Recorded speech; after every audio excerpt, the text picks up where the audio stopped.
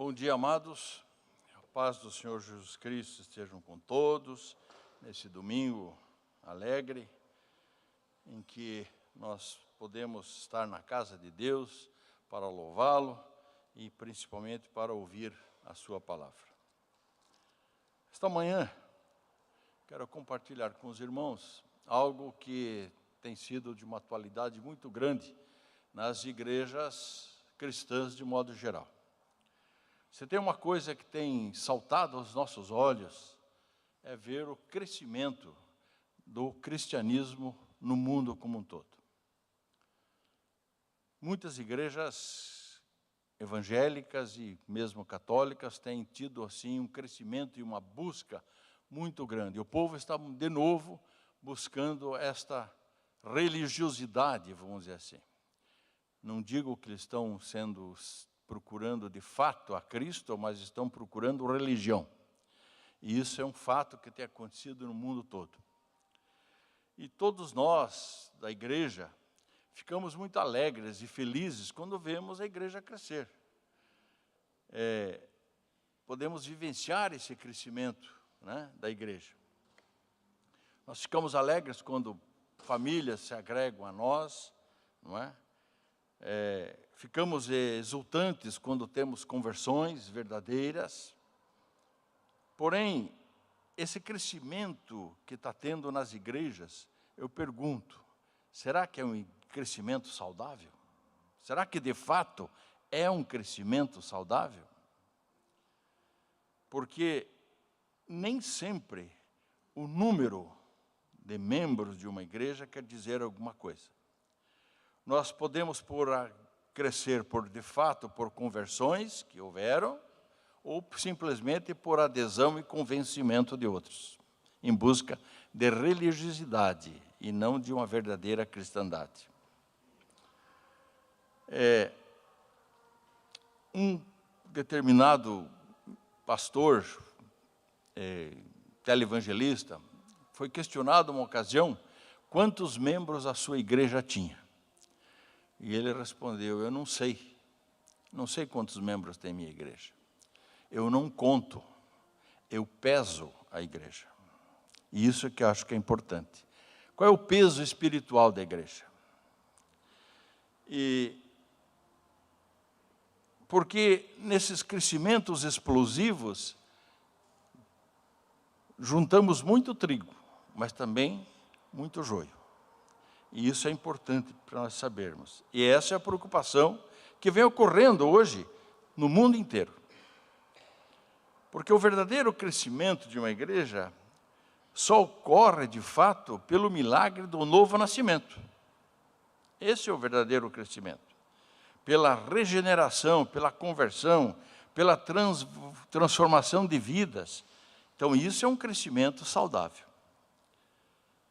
Eu fico muito em dúvida quando nós vemos algumas literaturas, tem muito antigas já, por exemplo, crescimento explosivo, evangelização explosiva, e assim, com regras de como crescer e como fazer, quais são os métodos utilizados, qual a estratégia que a igreja tem que usar para crescimento. Isso não é de Deus. Isso não é de Deus. Isso são estratégias humanas que querem fazer um crescimento de uma forma numérica, sem entender e sem ver a profundidade do que está acontecendo. É possível que ocorra assim, em determinadas comunidades, essa possibilidade. Mas também nós não podemos usar um exemplo de um local generalizando para toda a igreja. São questões específicas, próprias, não é? Então eu quero tratar hoje com os irmãos as características de uma igreja que cresce saudável, que cresce com saúde. E eu quero que os irmãos abram a palavra de Deus lá no livro de Atos do Espírito Santo através dos apóstolos. Livro de Atos através dos apóstolos. No capítulo 9. E nós veremos então no capítulo 9, versículo 31.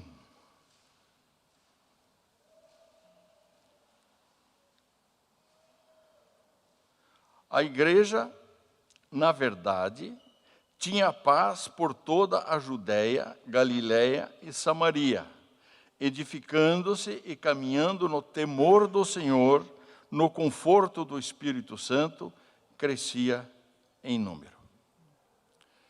Santo e eterno Deus, Tua palavra agora foi lida, Senhor Deus, e nós clamamos a Ti, Senhor Deus, a Tua interpretação, Senhor Deus, que o Senhor nos ajude e nos ensine e nos edifique através da Tua palavra. Em nome de Jesus e oramos. Amém. Olha, o capítulo 9 do livro de Atos é um capítulo importante, porque trata da conversão de Saulo, não é? E início do ministério e o início das igrejas dos gentios, trata esse capítulo 9. É o início da igreja gentílica. E vemos, daqui para frente, sempre, já no capítulo 9 e com mais detalhes nos capítulos seguintes, as dificuldades que Paulo sofria, enfrentava, e as igrejas iniciais.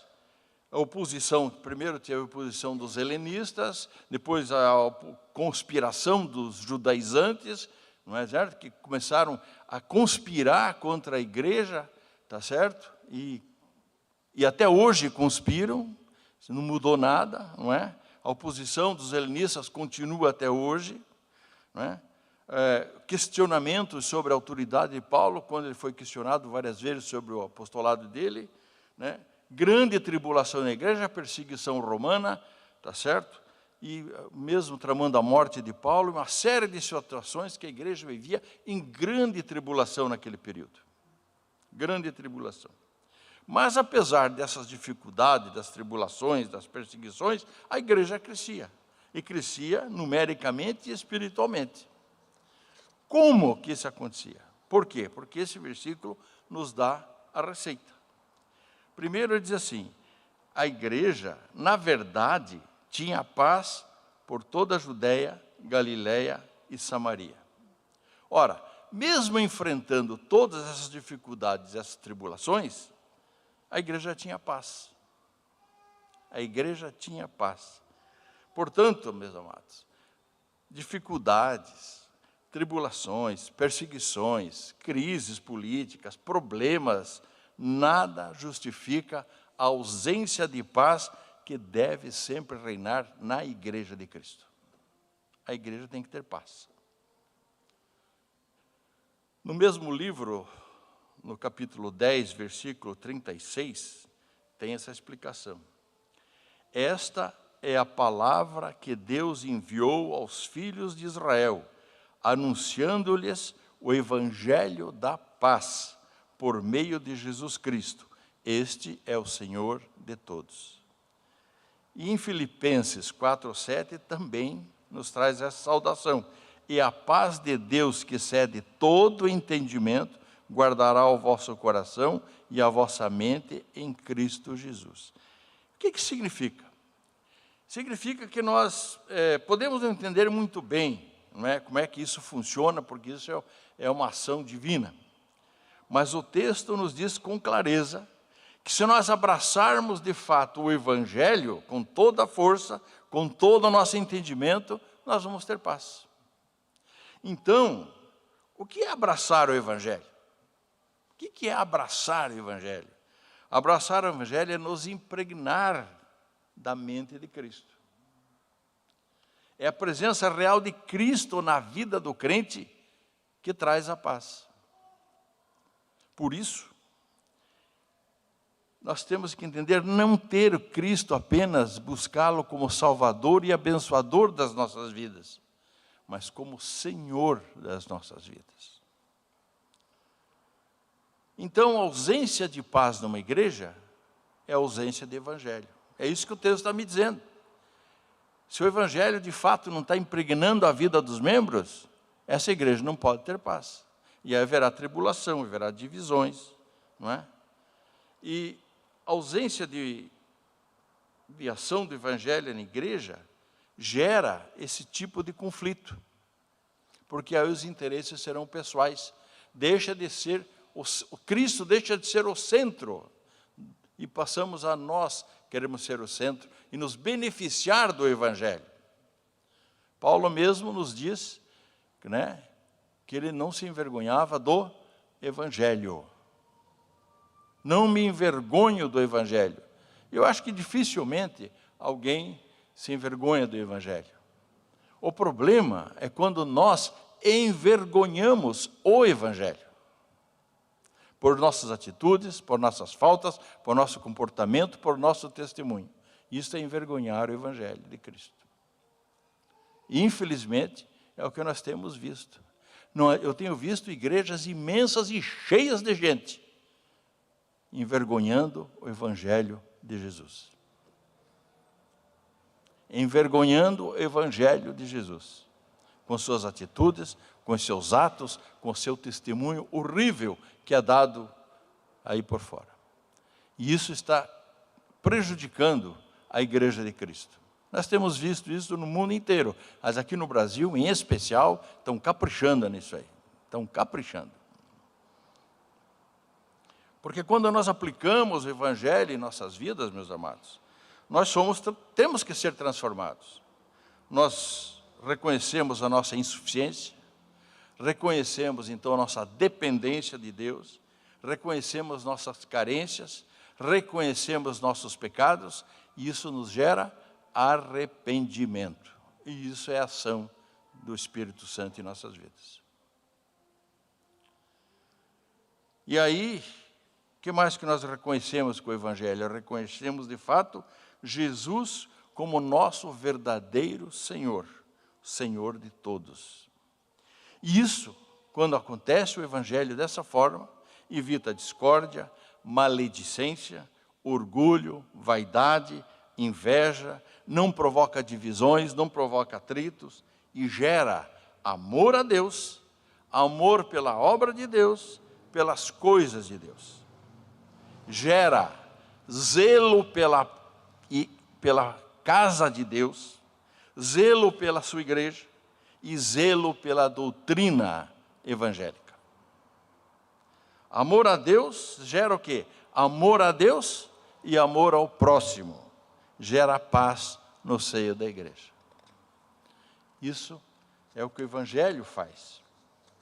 Então, a primeira coisa que nós vimos aqui é isso, não é? Tinha paz, a paz de Cristo. Por isso a igreja de Paulo crescia, por causa dessa paz que ele tinha dentro. Mas tinha o que mais? Segundo ponto que eu quero colocar, o que eles tinham aqui? Temor do Senhor. Essa igreja tinha temor do Senhor, não é? E olha lá, edificando e caminhando no temor do Senhor. Nenhuma igreja pode crescer saudavelmente sem uma edificação correta, sem caminhar nos retos caminhos de Deus. A igreja tem que sonhar os sonhos de Deus, não os nossos. E como que nós fazemos isso? Através do estudo correto, disciplinado, constante, real e bem feito da palavra de Deus. Esta é a palavra que nos edifica. Esta é a palavra que traz a paz. Esta é a palavra verdadeira da edificação, porque essa palavra, além de nos mostrar Cristo, uma coisa interessante que nós temos que ver na Bíblia, muito interessante, no Antigo Testamento, a primeira letra que é utilizada é a letra Bet, de Bereshit, Bet, não é? É interessante que não é a primeira, né, que é a alfa, né, mas começa com a letra Bet, tá certo? Mas termina com amém, tá certo? Isso tem um significado importante, porque quando eu pego Bet, tá certo, e da palavra amém, eu vou para o Ben, e Ben, tá certo, quer dizer filho. Então todo o Antigo Testamento está mostrando quem é o Filho de Deus. Então tem algumas coisas no hebraico que a gente chama atenção, que são muito curiosas, mas todo o Antigo Testamento está mostrando, tudo apontando para a vinda do Filho de Deus. E o Novo Testamento nos mostra o crescimento da igreja, que a igreja espera o quê? A volta do Filho de Deus. Então o Antigo Testamento pregava o Evangelho para a vinda de Cristo. E nós estamos pregando para a segunda vinda de Cristo.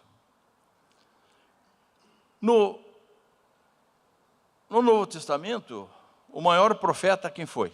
Quem foi o maior dos profetas? João Batista.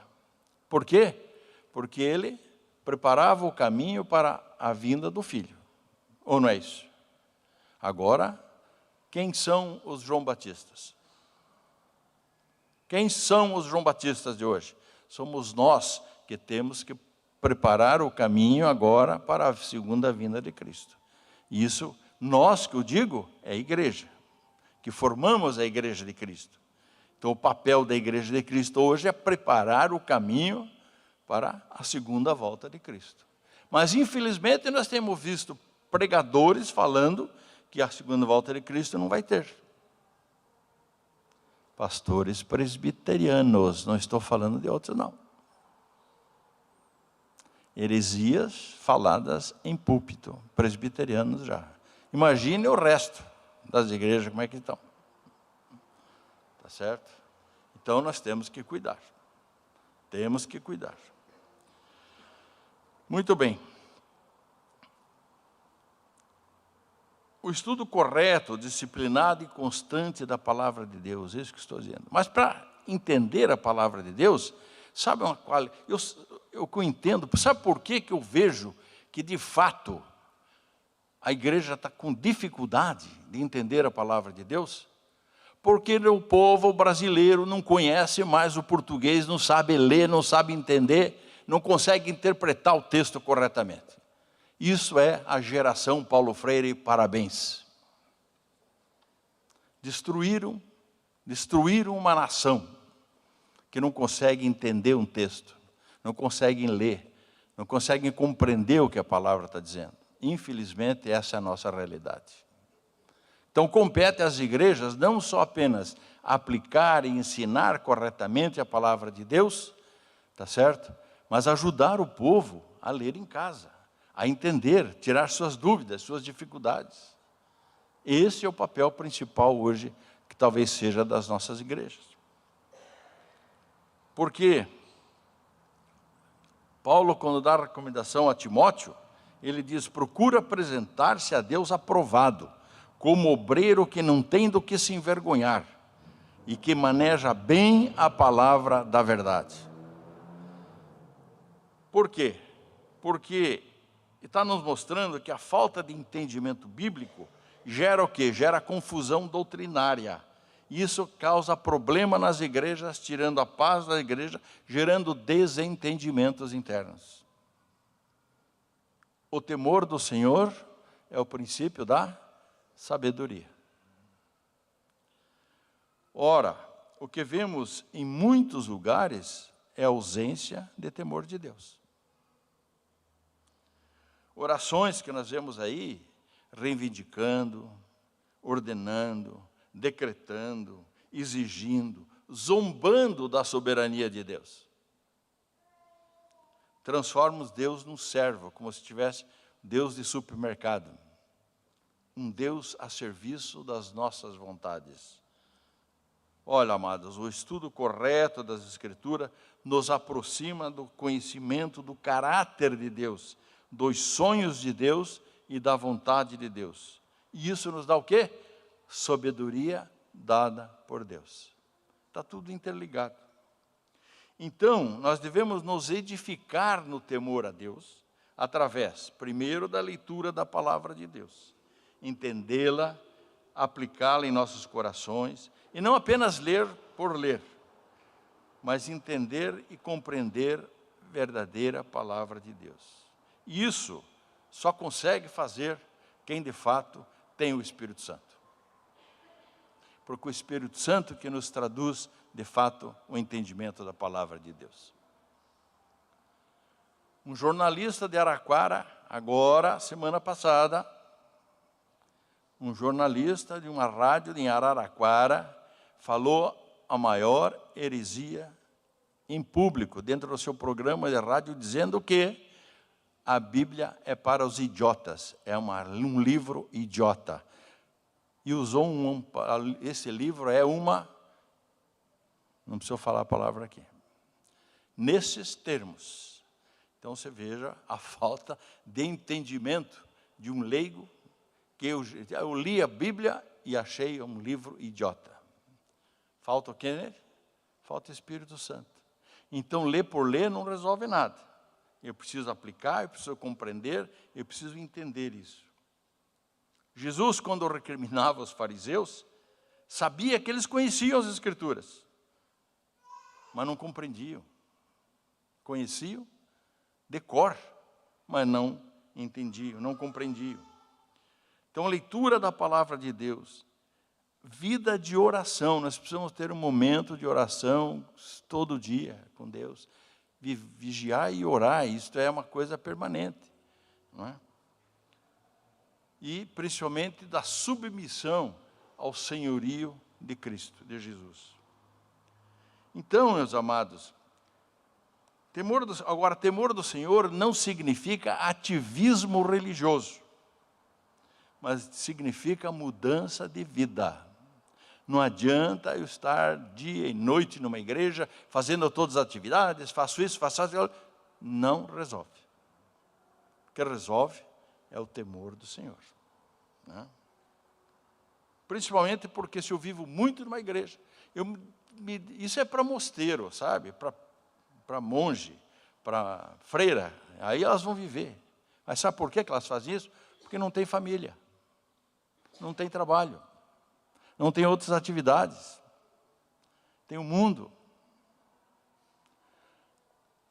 Nós, cristãos, temos que priorizar a nossa vida. Devemos primeiro o quê? Amar a Deus acima de todas as coisas, não é isso? Com o nosso todo entendimento, todo o coração, toda a mente. E em segundo lugar, amar o nosso próximo, como a nós mesmos. Quem é o nosso próximo? Onde está o nosso próximo? Nosso próximo é a nossa família. Deus, família, igreja. Nesta ordem. É nesta ordem. Pessoa que só prioriza a igreja e esquece a família vai se arrepender amargamente. Vai ser, porque o nosso compromisso primeiro de Deus é com a família, depois a igreja. Agora, se eu não tenho família, tudo bem, aí é diferente. Não é isso? Então temos que ver muito bem isso. Eu conheço famílias que se dedicaram extremamente à igreja. Está certo? E eram conselheiros de criança, conselheiro de adolescente, criança conselheiro de jovens, conselheiro de não sei o quê, conselheiro não sei o quê, e eles continuam na igreja. Ativismo na igreja. E a família fora da igreja. O que conseguiram? Nada. Jesus vai recebê-los no céu? Vai. Porque eles são crentes. Mas vai dar um puxão de orelha. Não queria estar na pele deles, não. Terceiro ponto. A igreja crescia na verdade, tinha paz por toda a Judéia, Galiléia e Samaria, edificando-se e caminhando-se no temor do Senhor e no conforto do Espírito Santo. Tinha conforto do Espírito Santo. Igreja que tem o conforto do Espírito Santo é a igreja que o quê? Que permite a ação do Espírito Santo em suas vidas. Permitir que o Espírito Santo haja em nossas vidas. Não apagueis o Espírito. Isto é, não contrarie o Espírito. Deixa o Espírito Santo agir, é isso que a palavra de Deus está nos dizendo. A presença do Espírito Santo em nossas vidas gera primeiro o quê? Convencimento do pecado e nos leva ao arrependimento. E segundo ponto, o Espírito Santo nos empurra na questão da santificação. Primeiramente, ele já nos declara santo. O Espírito Santo, no momento da conversão, nós já somos declarados santos, no sentido de que já estamos separados para Deus.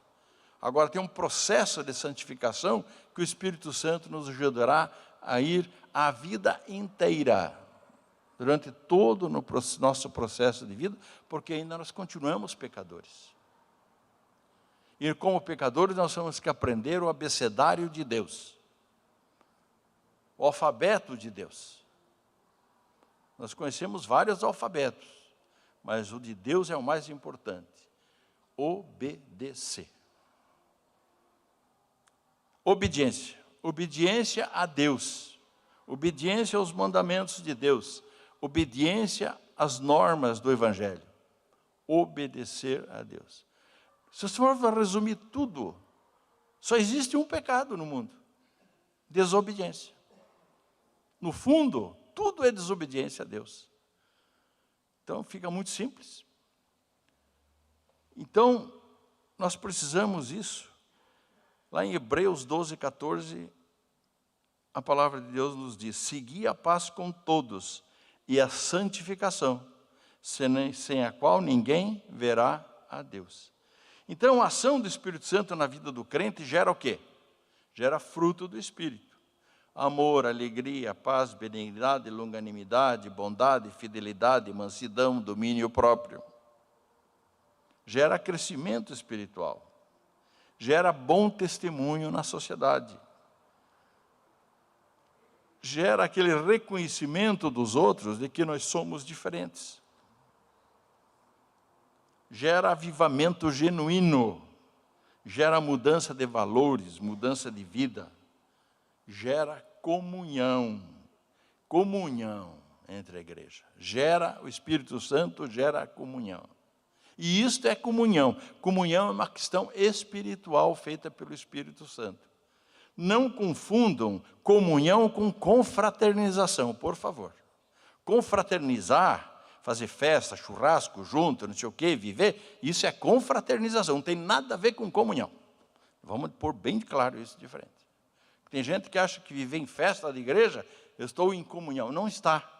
Não está em comunhão coisa nenhuma. Está confraternizando com o irmão, que bom. É social. Isso é social. Mas não é comunhão.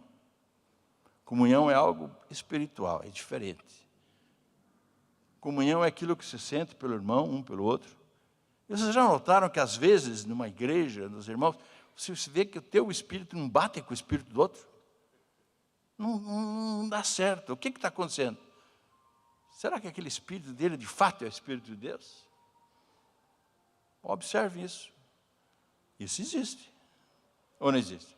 Às vezes Deus está mostrando, avisando. Olha, cuidado. Cuidado. É ou não é? Está certo? É o Espírito Santo falando para você. Para quem tem, de fato, o Espírito Santo. Então, amados, às vezes, a gente olha com tristeza algumas igrejas. Eu, pessoalmente, tenho visto igrejas que a gente acompanha. Tem festa na igreja de segunda a domingo. Festa, atividades, festa e atividades, e festa e atividade, e festividade, e festa e tal, semana inteira. E no domingo, quermesse. E beleza, tem quermesse na igreja. Comunhão, palavra de Deus, nada. Nada. E temos visto o número de jovens desta igreja saindo buscando outras igrejas. Porque eles querem alimento espiritual. Estão cansados disso. Isso dá crescimento momentâneo, isso é tudo ilusão.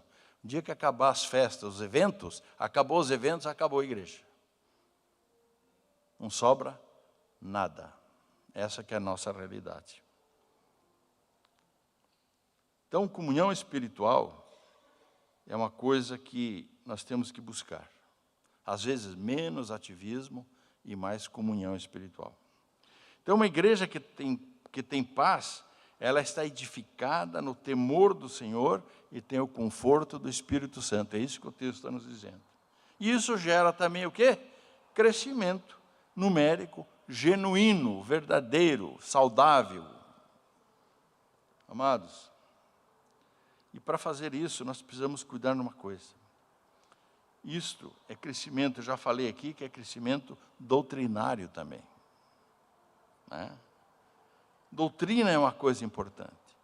No mesmo livro de Atos, no capítulo 2,